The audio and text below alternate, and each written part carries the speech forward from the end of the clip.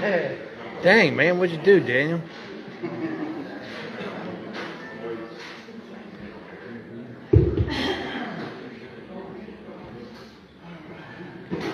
All right, good afternoon. How you guys doing? All right. I've been having fun since I've been here. First of all, let me introduce myself. I am Jacob Benoit, and I am a alcoholic. Now, a little bit about me. I'm actually a wildlife and Bigfoot researcher. Independently, I don't have no special degrees in this field, of course. As you know, there's no field or no education for Bigfoot. It's all what we experience and learn out as we go.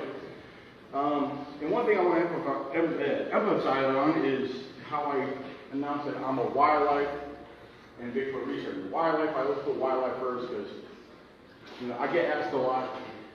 People that want to get involved with Bigfoot research, when you're going out in the woods, one thing I tell people is forget about Bigfoot. Because it's very important for us to be aware of our known wildlife. You'll be surprised or kind of shocked how many people are not familiar with wildlife. And I see a lot of rookies that get into this field and they, especially on social media, they post photos of bear tracks and they think they got Bigfoot tracks. And this is simply because they have a lack or not having the awareness of the simple basic knowledge of what wildlife and how to identify their tracks and everything else. So my main focus with this is wildlife. I study a lot of wildlife. And when it comes to Bigfoot, there's a couple different species I pay attention to. And bears is number one. Bears because, again, they're simply misidentified, their tracks. And I do believe, in my honest opinion, that Bigfoot and bears share a very similar diet, I'm not sure how the bear population is down here. I'm from Virginia. We have a lot of bears. I've had a lot of encounters, some close, some distant. And as gross as it sounds, I study their scat. Every time I come across a bear scat, I like to know what they're eating. Most of the time it's eating seeds, berries, whatever. And, for those who may not know too much about bears, a bear's diet, a black bear anyway, is pretty much 80% vegetarian and 20% meat. They eat more vegetation over meat. When it comes to meat for a bear, it's basically, if it's a simple meal, if it's they're kind of like an opportunity in a way, kind of like coyotes. Coyotes are scavengers, and they'll take down deer and so forth. But to bears, I pay a lot of attention to bears. I believe that's important. Another species, as far as we know, we don't have them here in the United States, unless we go to a zoo, are primates, chimpanzees, gorillas, so forth. I'm not a primatologist, but I take a lot of special notes and study primates. Why? Well, think about what they look like. Think about what they're known for doing. And I'm not going to try to draw too much out. I'll get into sharing my encounters here in a little bit. Simply, descriptions of a primate. What's some of the things that people describe when it comes to Bigfoot? Well, he had long arms that were hanging down to his knees. Simple behaviors. They see him, he was swaying side to side. I don't know if that's a nervous tick or what, but chimpanzees do this. These are things some of our primates do. There's probably several different things I could point out and compare with primates and Bigfoot behavior. I've experienced a little bit, but a lot of the descriptions and the stories I've gathered from other people over the years, everything I hear people describe, it sounds like a primate, And I'm not saying Bigfoot is a primate, but in my belief, I will say I believe personally he is. I can't state that as a fact because we don't know anything about Bigfoot except for what we observed and witnessed. And as I was speaking with a few earlier, we got to be careful how we present that as a fact because, again, I've got to back up, there's no facts, only by what we observed. So, I've actually witnessed some of these behaviors. I've had a couple different encounters, and I wasn't alone on these encounters. except for there was one I was alone. But that one there, I'm not going to get too much into that because I didn't see. I only heard what was walking away from me that night. But as far as, you know, like I was mentioning, the swaying side to side. Another thing before I get into my encounter, I know a lot of people experience rock throws. You know, why are they throwing rocks? You know, first of all, you know, people, some of you skeptic or non-believer might ask, is Bigfoot really throwing rocks? Why are they throwing rocks at people? I mean, well, first of all, what other species is going to throw a rock? What other species that lives among us has opposable thumbs? I mean, a bear is not going to be able to grip and toss a stone, you know, especially big boulders. Yeah, they'll roll boulders over and whatnot looking for their food, but they don't have the capability to pick up and throw good distance, you know. So we got to believe, you know, it's believable that Bigfoot has an opposable thumb to grip and hold, just like if we were to pick a baseball. You know, we could pick it up and throw it. So that's something you got to think about. What other species is there? Which I can't think of none. So rock throwing. All right, now tree knocks. We hear tree knocks. A number of cases on tree knocks. When it comes to tree knocks, what other? Again, it takes some a creature or a species with opposable thumbs to grip and hit. There's been a number of cases where I've heard that wood on wood knocks. I've gotten responses from my tree knocks. And as far as what that might mean, I have my belief in what that is, just based on my experiences. But again, I'm just pointing out a couple of little simple things as far as it takes something with a multiple thumb to grip and hold something. But as far as the banging, the tree knocks, our primates do this, mainly for the intimidation. Because gorillas and chimpanzees, they'll slap the ground, they'll beat their chest, and they do bend sticks, they do break trees and limbs. Gorillas and chimpanzees, they do this. You don't believe me? Do some study, look it up. You read up on this for yourself. It's public basic knowledge of primates, their behaviors. You know, so, and then vocalizations. Some of the vocalizations are things that we hear that we could rule out of wildlife. Some of these vocalizations are very similar to some of our primates. You know, the screams, some of the screams, because, you know, primates, chimpanzees, they'll scream, you know, and a lot of times they're screaming, when they're screaming, it's either because they're aggressive, they're angry. Some primates will scream and vocalize off into far distance, locating other groups, you know, so it's, you know, forms of communication, regardless if they're trying to locate or communicate with another group, or again, they're angry and trying to intimidate, you know. So now some of this, I wanted to share a little bit of that with you without getting too much into details on certain things. But I have had an encounter. My first major encounter was happened only just a few years back in 2014. I wasn't alone. There were six of us total.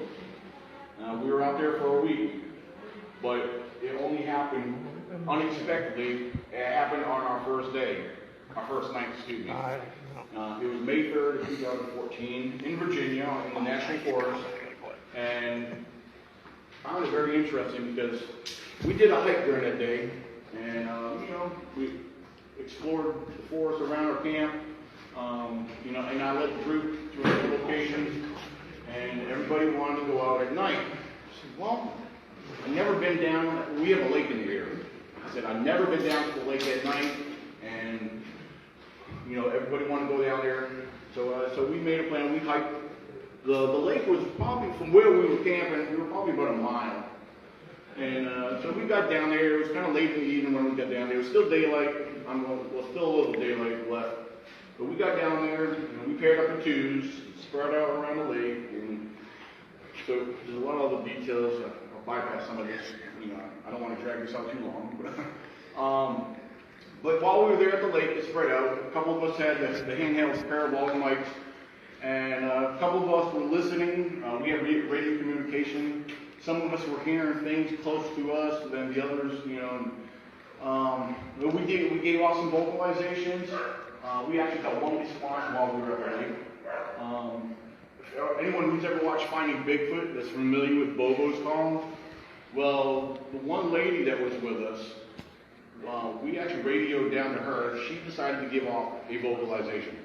And we were blown away. We never heard her give off a vocalization. She sounded just like Bobo. And what was awesome about that was, after she did that, we all shut up and got quiet and listened. And about 10 seconds or so later, we get a response. It was very similar to hers. Now I can tell you, it wasn't an echo, even though you got the mountains, this part of Virginia, there's a lot of mountains and ridges and hills, and normally you think vocalizations would actually bounce back at you quick.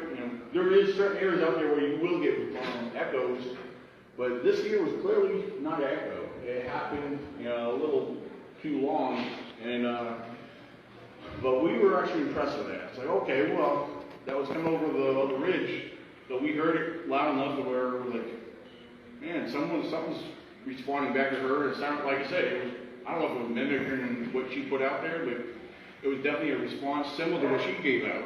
Like I said, she sounded just like Bobo. And so after hanging around there, it was already dark. It was getting dark. We've been down there for, I don't know, a good 2 hours or so. And, well, my buddy Tracy, he had his son. His son was about 14 at the time. And, his son was getting scared and nervous because they kept seeing something up on the ridge behind them. We were, like I said, we were spread apart pretty good. And the same ridge that was behind them ran behind us too. And we don't know what his son saw. His son got scared because he was seeing red eye shine up on the hill, and it was making him so scared. It was, he was getting scared. And, the kind of, I guess when you get scared, something you get nervous, that nervous feeling in your stomach. But Tracy said, I think, let's get out of here. My son's not feeling well, and so we don't know what he saw. I mean, when I think of red eye shine, I think of bears. A lot of times when I see bears at night, they always have that red eye shine, So I didn't see what he saw, so I can't say if it was Bigfoot related or not, but it just scared his son, So what we did after that, we regrouped. We got together there at the beginning of the lake, the roadway that leads to the lake.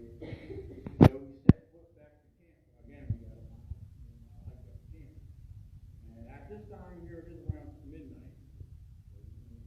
We were all prepared to have our headlamps, and we were walking up the forest road, and we're just talking all the time, just like we were conversations. And as we were walking up the road, we were walking in single file. I'm actually in front of everybody. And walking along the road, one side, you see the eye shine from deer. There's some deer in the area, and that's what we look for. We have a habit of looking in the road or in the woods for eye shine. This is nighttime. We got headlamps on. So yeah, we're gonna look for eye shine. You can't see anything, in the dark. It was pretty dark. And after we seen the deer, we're walking up the road, and the next thing I noticed off to my left, I'm looking up, and I'm kind of squinting my eyes. And I had a pretty bright headlamp on, but I'm seeing some eye shine. And well, at first I didn't know it was eye shine right away, because in the national forest we have these little square little metal flat signs. They usually say no motor vehicle beyond this point, which I thought was weird, thinking that was what it was, that there was no roadway or nothing there.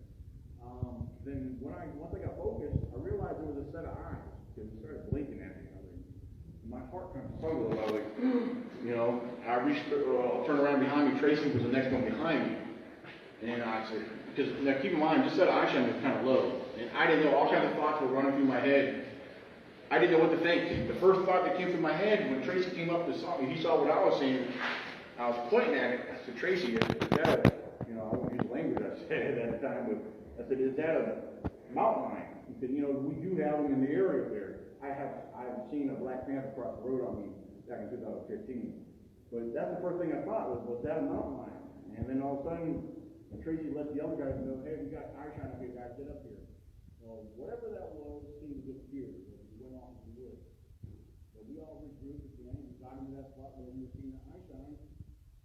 We're looking in the woods, looking in the position where we went. And sure enough, we saw it again.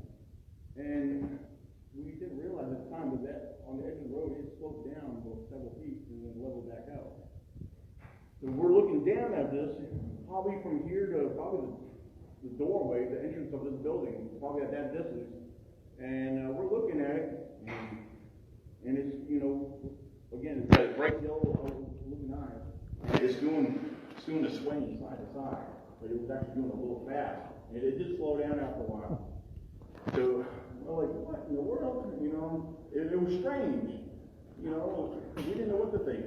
And you know, after observing this, just probably about 5 feet, roughly 5 feet to the right of that, we noticed another set of eye shine. And this set of eye shine was much taller, because the little eye shine was around 3 to 4 feet. And then we have another set of eye shine, which was easily 6 feet tall. And now keep in mind, we're still seeing the eye shine. We're not seeing no shapes whatsoever. That's why we're puzzled. We didn't know what we were seeing. So we're observing this. And the one that was, the eye shine that was around 6 feet tall, we noticed it was blinking its eyes too. Perhaps it was from the light. We all had headlamps on. Some of our lights were brighter than others. So, you know, you figure if someone's shining the light in your eyes, you're not going to keep your eyes wide open. You know, you're going to look away and blink here and there. Well, you know, it was interesting, you know, just observing this. And again, not seeing no shapes. But then, just another minute or two later, it got very interesting. Because to the right of that 6 foot one, there was some bushes there. You know, of course, there's trees over there. And this area, this time of year, it was pretty well grown in. Well, to the right of the 6 foot one, down low through the bushes, we noticed there was another set of eye shine. And the eye shine level was growing. I mean, what I gathered, whatever that was crouched down, and it was standing up. It was raising itself up, because that set of eye shine, when it got to its full length, it was towering over top of the 6 foot one, easily by 2 feet. So here we go. Now we got 3 subjects. We got around 4 foot, 6 foot, and now we got one that's around 8 feet tall. Now, right at first, again, when I was telling you guys, we did not see no shapes whatsoever. Well, we end up seeing something here, because this one here, after it blinked its eyes a couple times, it did like if I'm looking at, like where Dale is back there, what it did, if Dale was to turn to his left, take a step or two, and then look back, exactly. And this is exactly what this did. It took like I said, it took a step or two and looked back at us. And as it did this maneuver, from the light hitting it, a complete silhouette from the chest up was shown. Very wide, broad shoulders and a big round head that was made out in this silhouette from the light. And the only thing that shocked me, the only thing I could figure out was, why didn't we see other detail? Why we're just seeing a shape? You know, it kind of makes sense why people sell these cutouts. You know, I mean, because that's basically what we saw was a silhouette, you know, broad shoulders and a big head. And, you know, there was no noise.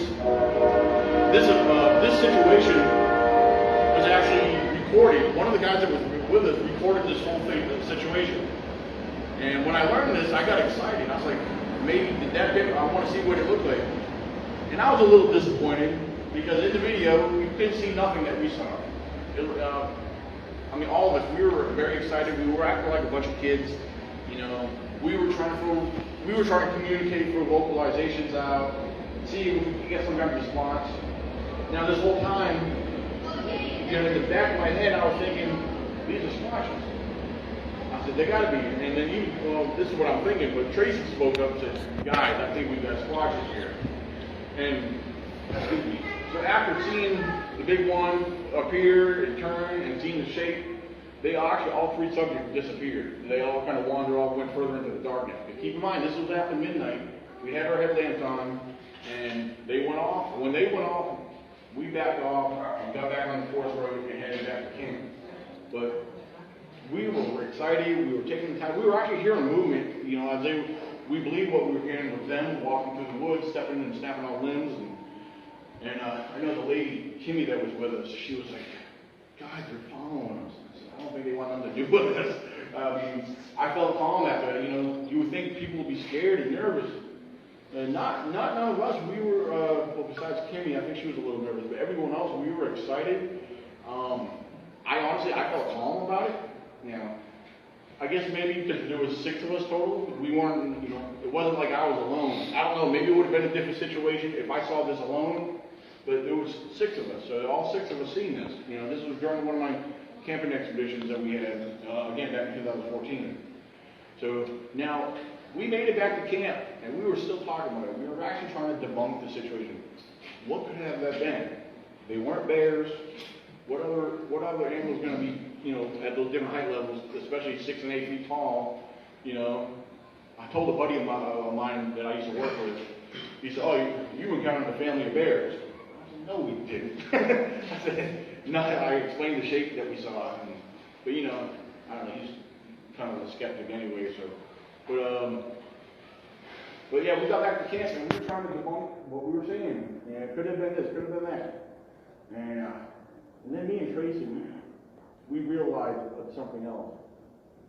We both had backpacks on, and each of us had night vision binoculars in our backpack. Not once did we ever think about pulling them out to get a good look.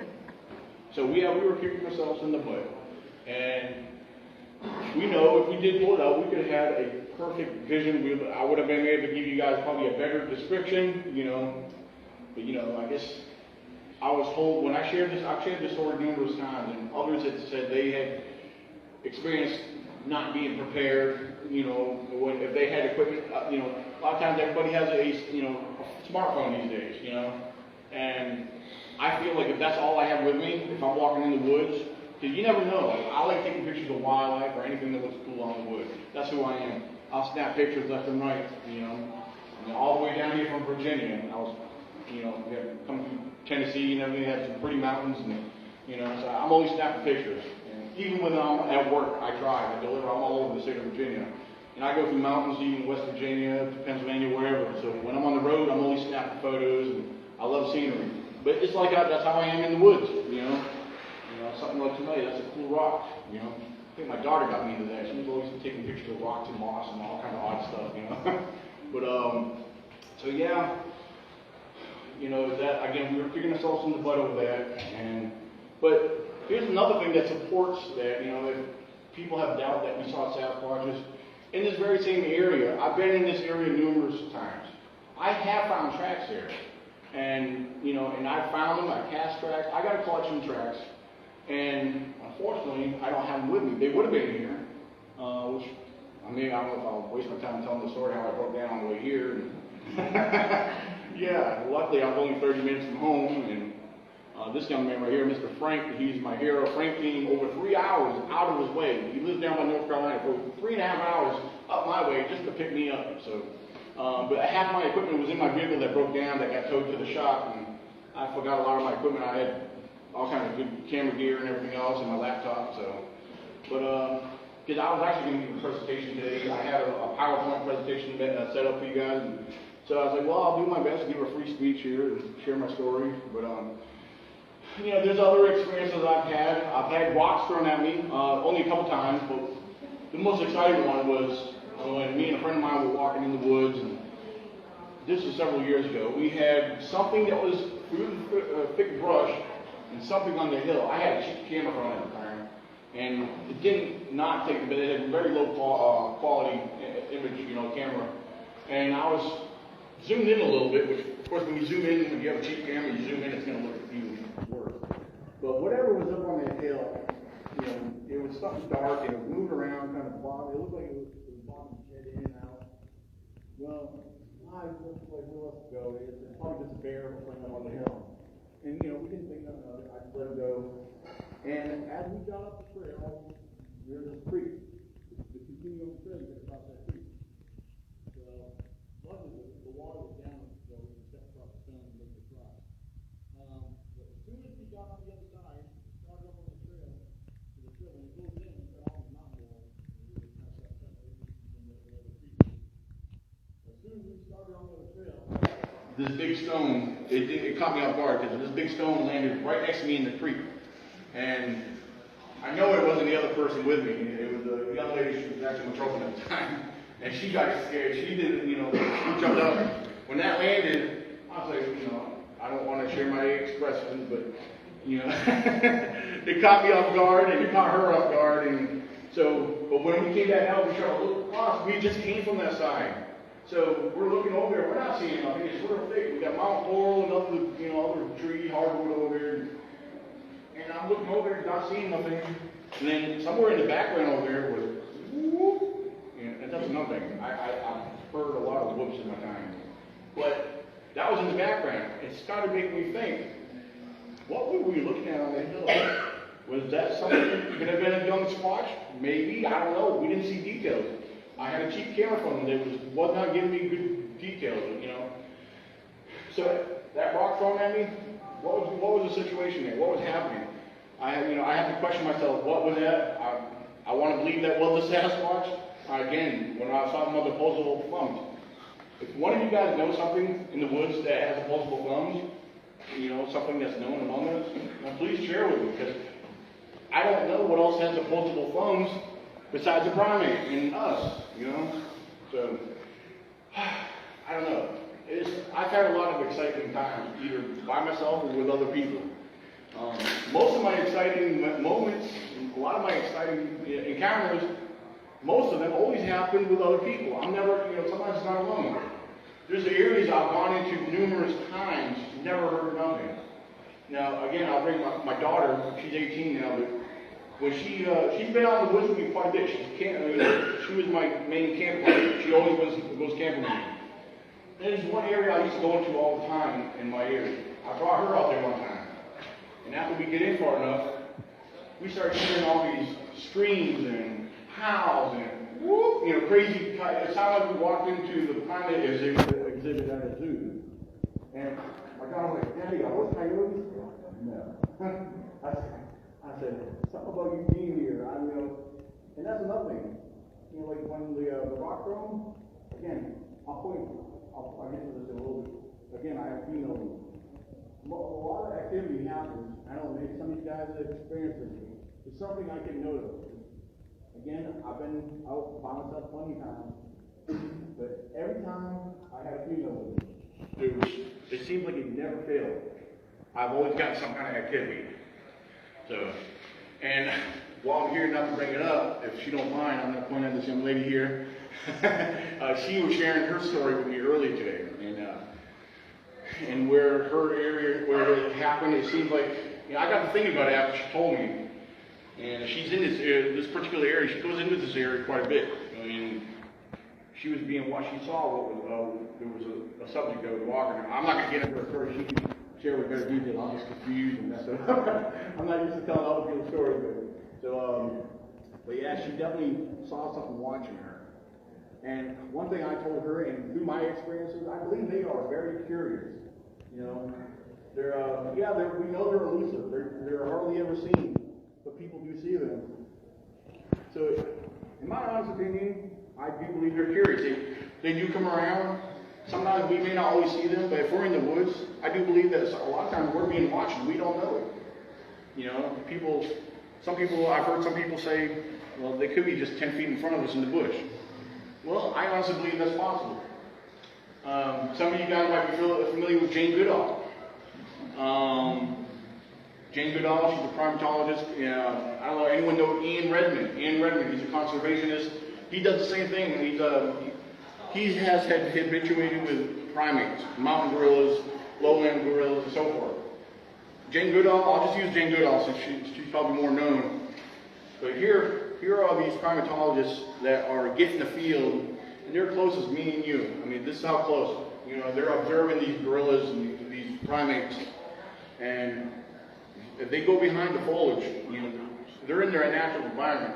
They could literally disappear as close as we are. And even though we know they're there, you know, from watching them going behind the foliage, I've often thought about that. What if Bigfoot's the same way? Because this is the woods, nature, whatever, it's their natural environment. They can easily disappear, you know, so it's like when we go in there, you know, we might be being watched and we just don't know. But yeah, back to what I was mentioning earlier when I was doing my start off with the introduction. when you go into the woods, don't think about Bigfoot. Keep Bigfoot off your mind. Go about your business and relax and enjoy nature. Because I'm sure a lot of people who are into this and experience Bigfoot, they were doing it not looking for Bigfoot. They were doing it enjoying themselves, hiking or camping or whatever it may have been. A lot of people have their stories, and it's happened to them because, as this young lady told me, she didn't believe in Bigfoot. Told she saw what she saw. I've heard that from other people. I've actually had people that used to make fun of people like me and anyone else that's in this, and they've had experiences. So, if you're a non-believer, if you're skeptics are different, but if you're a non-believer, I'm going to advise you that you can mock people all you want, but it might come back and bite you in the butt someday. Because again, I've talked to a lot of non-believers, but they have seen things that turn them around. Some people, Bigfoot, the whole Bigfoot thing, and maybe it sound like a religious cult, but some of us are very much involved with this, and it's actually a passion. And I love learning about Bigfoot, searching for Bigfoot. But I had, like I said, when I tell you guys, when you guys go in the woods, forget about Bigfoot, stop looking for Bigfoot, enjoy nature. If you want to look for signs of wildlife, do exactly that. Look for the wildlife signs. Look for what is known. Look for the bear tracks. Because study bear tracks, get familiar with bear tracks. Because if you understand the bear tracks, especially how they double step on sometimes, they're very common with double step tracks. Get familiar with these tracks. Because sometimes if you come across a track, you can get a dead off or a cycle. You know the difference between that track. What the hole is 18 inches long and this is a human track. So there's one thing I tell you, get familiar with wildlife.